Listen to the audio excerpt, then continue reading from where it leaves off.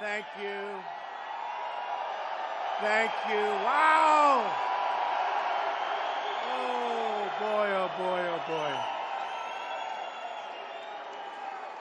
I wish those cameras would show the crowd. They don't do that. You know, we had people standing. It is seriously cold outside. Do we agree? Seriously. And they were standing outside for hours. You're tough up here. You're tough up here. Not a lot of people could do that. And we waited like a little while. We had to get everybody in. It's packed. This is a record crowd, and it's just packed. But we had to get them there. We had to get them there.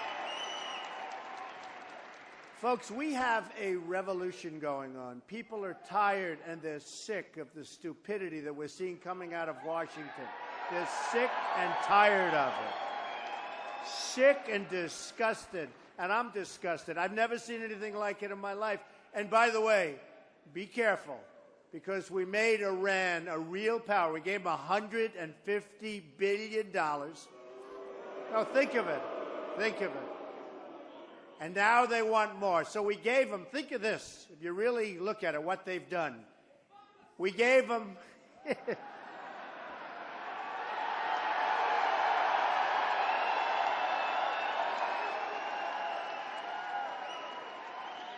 You see, I'm not allowed to say that.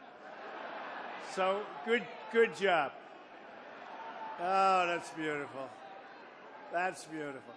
But we gave them $150 billion. We didn't get our prisoners back at all. We didn't get anything. We got nothing. We'd go in and say, we need this point. They'd say no.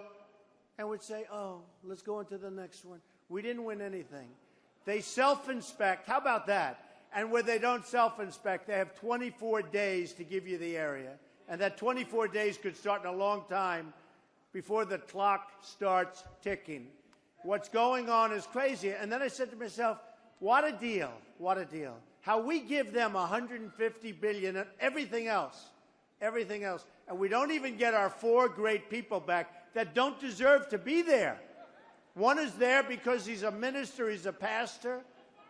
I mean, they don't deserve to be there, folks. And now they want to start a negotiation for the prisoners. Can you believe it? So now we're going to have to start, and they want a lot. They've informed us they want a lot. These are amateurs. This is rank amateur. It's something. I tell you what, actually, it's hard to believe. So I used to say it was incompetent. Then I said, you know, I went to an Ivy League school. And it's interesting because the press say, oh, I'm plain spoken. I'm not. My uncle, for many years, was a professor at MIT.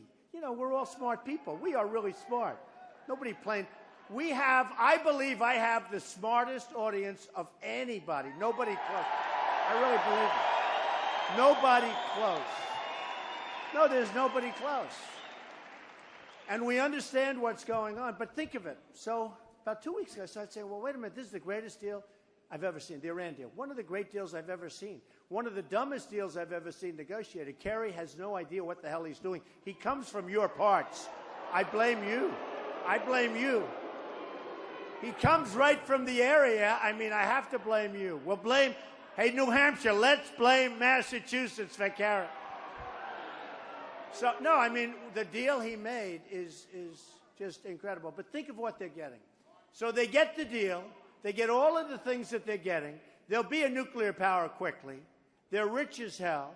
Now they're going to be fighting everybody. But what else do they get that we never talked about? They get Iraq with the second largest oil reserves in the world. And they've been after Iraq forever. Forever. That they've been fighting. You know, they were equal powers. And they go this way, that way, this way, that way. They go home and rest for a couple of years. Then they start fighting again. We decapitated Iraq. And I was always again. I'm the most militaristic person in this room. Except for that guy. Except for that guy. Now, I see one guy might. That guy might have it. I am the most militaristic person in this room. And we're going to make our military, just like they said. I never saw the piece that they just played. I want to see if it's any good. Is it any good? I don't know. We've never done it. First time. It's the first time we've ever played. I said, would it be, you know, I'd like to see it before you put it on. But I heard backstage, and it talks about, you know, The military. We're going to make our military so big, so strong, so powerful that nobody is going to mess with us. Nobody. Nobody. And we're going to take care of our vets like they're supposed to be taken care of, by the way. Because they're not being taken care of. So, when you think about it, Iran not only made a great deal, but they also got something that they've wanted forever. They got, and in the old days, they didn't want it for the oil, they just wanted it. But now, they also want it for the oil. Remember this.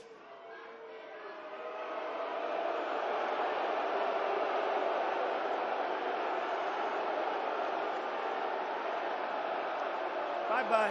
Bye-bye.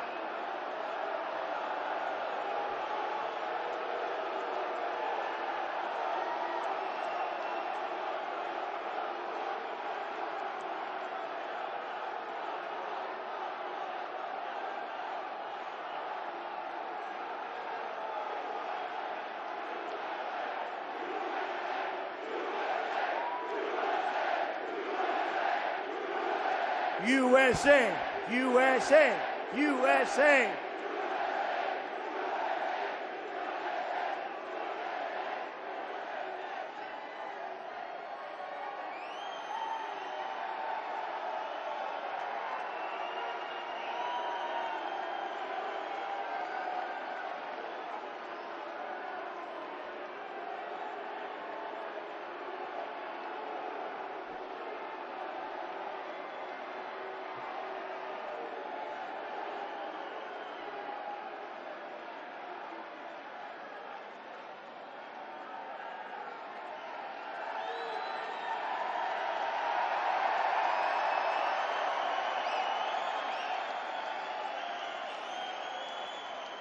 You know, it really is amazing.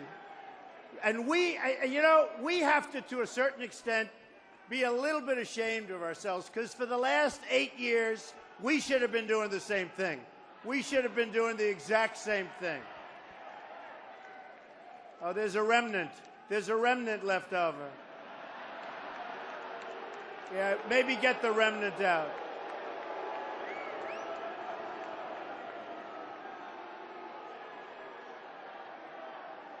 Yeah, get the remnant out. Thank you.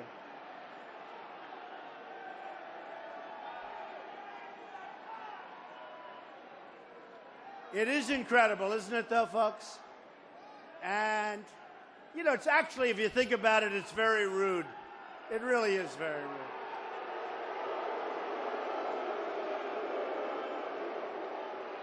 But I remember when Bernie Sanders, when they took over his microphone, that's not happening with Trump, folks. That's not happening with Trump.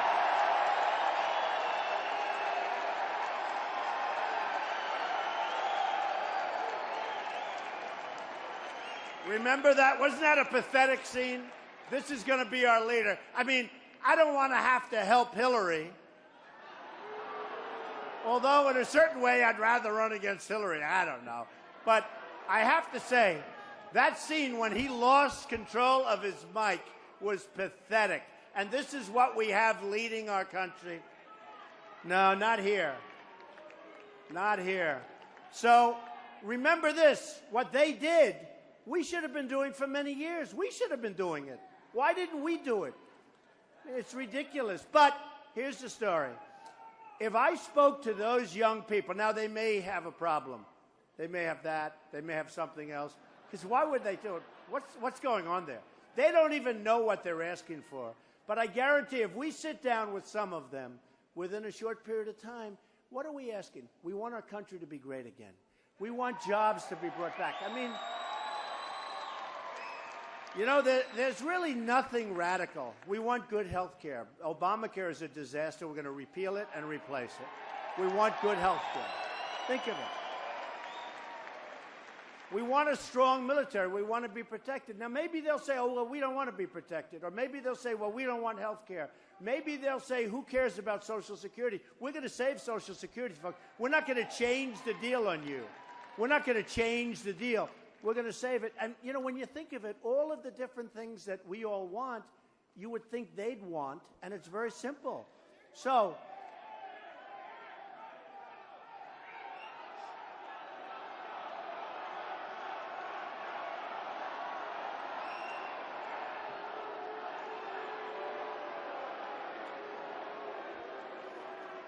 is that a friend or a foe? I didn't know. I don't know. It doesn't matter. They're all friends. We're all friends.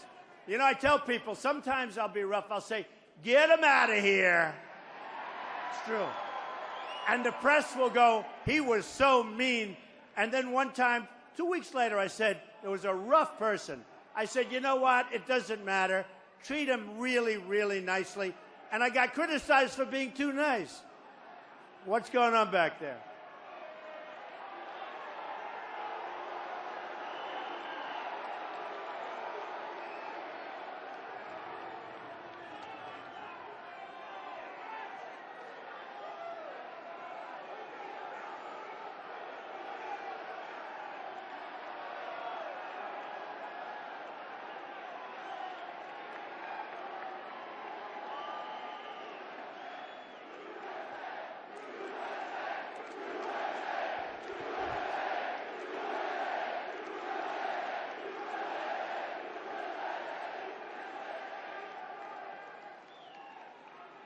Isn't this more fun than a regular boring rally?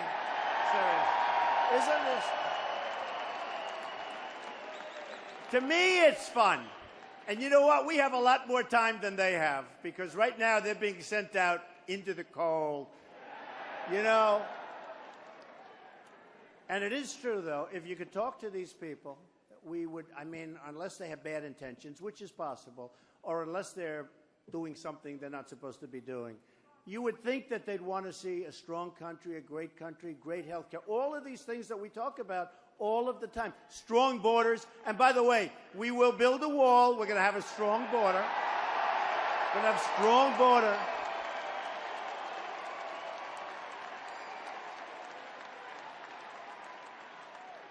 And up in New Hampshire and Massachusetts, you have a tremendous problem with drugs. You know where much of that's coming from. We're going to stop it, and we're going to work with the people that really have had the problem, and we're going to try like hell to get them better, because they have to get better. But you know where that stuff is coming from? They're not going to be sending it over so easy anymore, folks. They're not going to be sending it, because you have a tremendous problem up here. Tremendous. You have the heroin problem up here. It's incredible. And it's funny, when I come to different locations, I go to different locations, they don't talk about it so much. I come up to New Hampshire, I come up to Mass, no matter what, the first question, the second question is heroin and what's going on. People don't even get it. I mean, they look at it, they don't get it. We're going to put an end to it to a large extent. To a large extent, we're going to put an end to it. We're going to work on it. It's a serious problem up here. So we get these big crowds. We have the tremendous support. We have the polls that are going through the roof. I'll read them in a little while. Boy, I love to read them. You know, you'll know I'm number 2 if I ever stop reading polls, right? But look at what happened. People wonder why. And look at last week. You saw what they passed, right? The budget. I didn't even know it went so fast. It went so quickly. And you look at it. They want to fund Obamacare, fund Planned Parenthood, fund global warming, fund the Syrian refugee program where they're going to pour into the country. They got everything. I'm saying, where are the Republicans? Where are the leadership? There's no leadership. They got everything. And it was done so quickly. It was done like, it seemed like it was done in 24 hours. It was done. Right? It was done so quickly. Those days are over. We're going to do something in Washington that maybe has never been done before. You know, they're saying what's happened with us, and it's not me. I'm a messenger in a sense. It's all of us. It's a movement. I'm telling you, it's a movement. It's a movement. People used to call it the silent majority. We're not silent anymore, folks. We can't be silent anymore. We're the noisy majority. We're not silent anymore. We're not going to take it anymore. We're not taking it.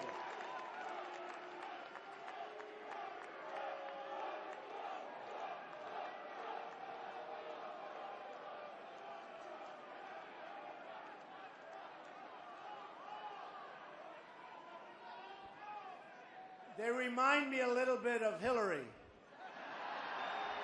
Yeah. No energy, no stamina, no strength.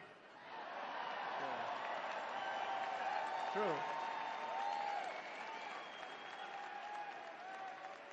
So we have a ways to go. We'll get to Hillary. You know, a poll came out today where I beat Hillary, and I'll beat Hillary. Look, we haven't even focused on her yet. We haven't even talked about her much. I've been too busy focusing on these. We had 17. Now we're down to 14. With a lot of people dropping out. This guy, Jeb Bush, he does commercials. He's in favor of Common Core. Think of it. He's in favor of Common Core.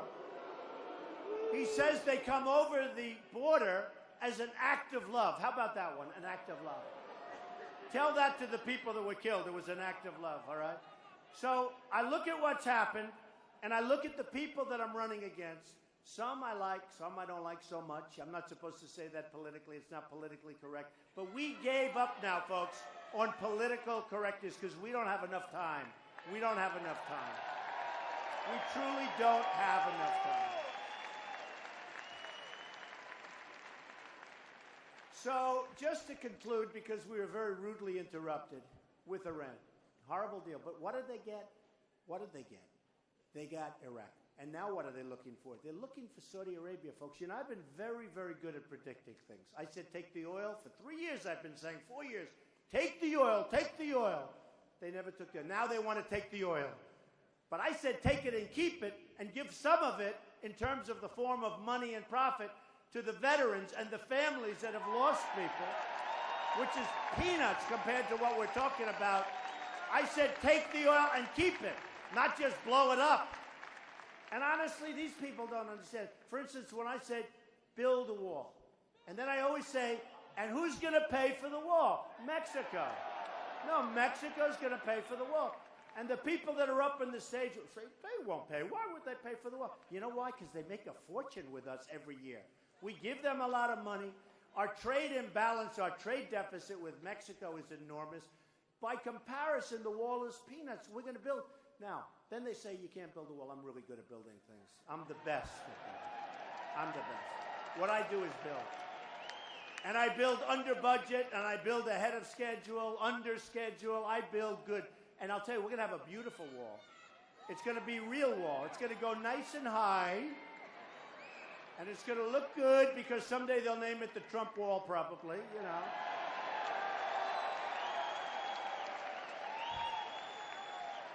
But when I say to the politicians that Mexico's going to pay, and they even come back and see me, and you know, they're friendly. They say, Don, you're not going to be able to get them to pay. I say, so easy. It's so easy. It's like I tell the story about Ford, right? Ford's building a $2.5 billion plant in Mexico. What do we get out of it? We get nothing. They close up factories in Michigan and other places. We get nothing out of it. They're building it, and I would tell them, folks, you're going to sell cars to us. You just let all those jobs go.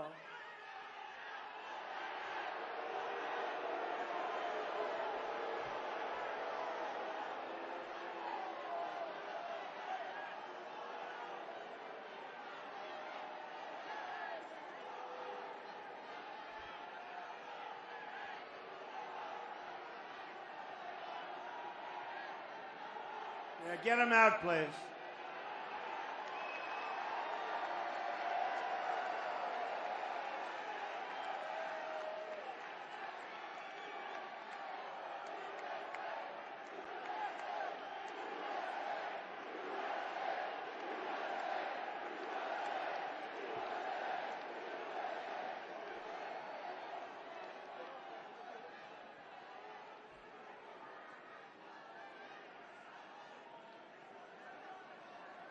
You know the sad part, it's such a small group of people. We have thousands of people here. We set a record in the history of this, and tomorrow the headlines will be protesters. That's what it's going to be. And they do it purposely. They wait 4 or 5 minutes and they do a protest. Yeah, get them out.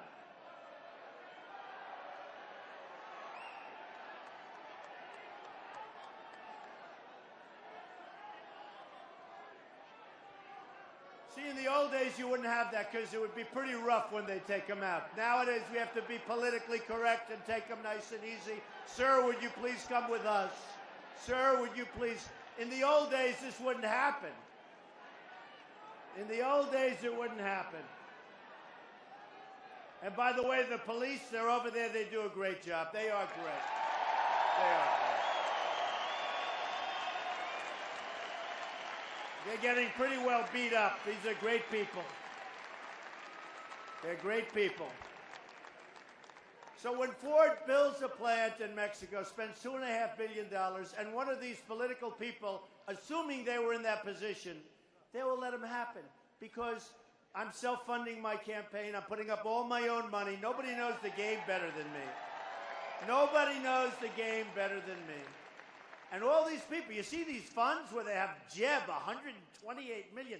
This guy spent $59 million, and he's at the bottom of the barrel. No, it's amazing. And I'm guilty. You know, I feel so guilty because I spent nothing and I'm at the top. Wouldn't it be nice? And, you know, one of the very good reporters asked me a question before, why are you even spending money on this? Because I'm going to take like a couple of $1 million a week and spend it. I said, honestly, I feel guilty. I feel guilty. All these people are spending all this money. I feel a little guilty. I used to tell people, I spent nothing. Jeb spent $59 million. He's at the bottom of the barrel. I'm so far. Wouldn't it be great if we could do that for our country, where we spend less? Really? Wouldn't it be great? I mean, Hillary, I looked at her office bill, her office space in New York. It's all beautifully built out. The money they spend, and the money these enablers, I call them, they're enablers. The money they make for raising money is incredible. One of the campaigns, according to the Los Angeles Times, had $6 million raised. And out of the $6 million, you know how much was left for the campaign? $140,000. I want to go into that business. I think I'm not going to run. I'm going to go into that business. Bye. I would have, if I wanted to take money, the money that, you know, when you hit number one, the money that's being offered, people, they call me, Don, I'd love to give you money, whatever the hell, whatever I wanted. I would have the greatest fund ever put together. I'm saying no. I feel guilty. You know, my whole life it's been about taking money, making money. Let's make more money, more. It's been my life. And now I'm going into culture shock. I don't want money. I don't want it. I'm turning down all this money. And then when I was in Iowa, I said to a group, look, I'm being offered a lot of money. Can I please let it come in? And I promise it won't influence me. And they all stood up and they said, no, no. They were screaming no. And I understand what they mean because you're going to be influenced. So with Ford, if let's say Hillary is president, 4 more years of Obama, that's what you call it. So let's say Hillary. So they'll say, you know, it's really one of those things, but it's a very bad thing for the country. And she'll say, yes, you're right. We're going to not let it happen. So what happens is the lobbyists and the special interests will see the president and say, they contributed $5 million to you. You can't do this. Somebody. And they'll hire the different groups. I do that. I mean, I have so many people. These lobbyists, I know them. They're coming out of my ears, okay? I know the lobbyists. I know the special interests. Believe me, they're very smart. They're very strong. So they'll say, we can't let this happen. And she'll say, you're right. When the lobbyists talk to him, when the special interests and the donors speak to him, they're going to let it happen, and that's the end of it. With me, here's the story. President Trump, okay? Let's hope. Let's hope. President Trump. So, President Trump is there, and Ford has moved this big plant, and they want to build in Mexico. And I'm going to say, fellas, not going to happen. You're losing jobs. We're not going to do it. And here's the story. What you do is immediately change. I will be hit by more people I know, but nobody gave me anything because I'm not taking their money. And I'll say, no, no, no. And then finally I'll say, here's the story. And I'll tell the top people, you are going to do the following. You're going to build a plant in Mexico, and every car and truck and part that you sell, it comes right through the border, and you know what? You're going to pay 35% tax on those cars and those parts and those trucks. Because it doesn't help us. It doesn't help us. And I'll tell you what's going to happen. I guarantee this. This is too easy. I have the greatest businessmen in the world. Carl Icahn just endorsed me. All of the businessmen. They all love Trump. I'm going to use these brilliant guys. I don't want to pay them anything. I'm going to say I'm not going to pay. They'll do it. But here's what's going to happen. Within 24 hours to maybe, if they want to play hardball, 48 hours, okay? They're going to say, no, we're not going to do it. That's all right. Don't worry about it. Just, enjoy your plant in Mexico. Have a good time. They will call up and say, Mr. President, please, it's not right. I say, no, we want you to build in the United States. They will call back and they will say, Mr. President, we've decided to build in the United States. That's what's going to happen. That's what's going to happen. That is what is going to happen. And they'll build in the United States. Nabisco is moving one of their big plants from Chicago into Mexico. We're losing our jobs to China, to Vietnam. You look at what's going on with Japan. Japan is killing us. They're selling millions of cars to us. We sell them like practically nothing by comparison. We need our best. We have the greatest businessmen and women in the world. We don't use them. We use political hacks to negotiate deals. We have a trade deficit with China, $505 billion, not million, billion dollars a year. What kind of a partner is that? And then I see Obama giving in his tent. I offered to build a ballroom. Remember, I said I'll build a ballroom at the White House. We'll get 5 great architects. You'll pick the one you want. $100 million at least. I offered to do it. They didn't even return my phone call. They use a tent. Okay. So they have a tent, big tent on the White House on the lawn. And the president of China is coming in and they wine him and dine him. I said, he's taking advantage of us. He really is taking advantage. You don't do that when people take advantage. So here's what happened. I would talk about June 16th, I announced. Everybody said, forget it. Polls came out. Nobody believed I was going to run. And then I said, I got to do it. There's too many stupid things happening. It was driving, right? No, I didn't want to do it. I didn't want to do it. Honestly, I have this great company. I have a great family. I didn't want to do it. I just couldn't take it anymore. I'm looking at these things that are happening. I look at the Iran deal. I look at all of these things that are happening. And I say, how can we continue to go on? We owe $19 trillion. They just made this stupid budget deal that's going to increase it by trillions. And it went so fast. And everything that you don't want is in that budget. And I say, where was Paul Ryan? Where are all these people that are supposed to be representing our interests? Where were they? Where are they? Where are they? Nobody's representing our interests. So here's what happened. So I announced, and everyone said, all the pundits, most of them are morons, but all of these pundits, this George Will, you take away the glasses or the little spectacles, you will say he's a dumb person, okay? I'm telling you. He's a dumb guy. Big, strong, he wants to go with Iraq and he wants to fight and all.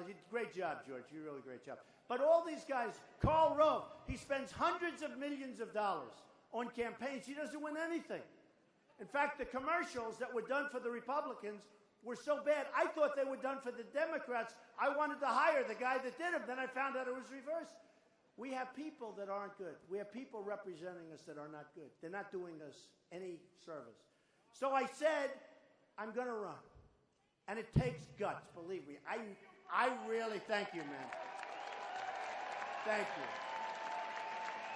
No, it takes guts. And I tell the story, the famous escalator in Trump Tower. I said to my wife, I never saw that many cameras. See all those cameras back there now? All live. Every speech I make has to be live. I mean, nobody else says. The other guys, they speak and they give the same speech over and over and over. They read it. They have teleprompters. For 200 people, they'll have a teleprompter. I don't use teleprompters. You know what I use? I don't use teleprompters. We have a president that uses teleprompters. Believe me, I don't use teleprompters. It's a different thing. When you get up before large crowds, thousands and thousands, like this is a record for the building. When you get up into these large crowds and you speak from the heart, Believe me, it's a lot different. I tell the story. A friend of mine who's a very, very successful guy, very, very successful, and I was speaking in Dallas, and I have 21,000 people in the arena, the Mavericks arena, packed, and it was great. And he couldn't believe it. He said, "Could I see a copy of your speech?" I said, "What speech? I don't do copies." He said, "I speak." There is such love in the room. And I told him that. He didn't understand it because he's not a guy to do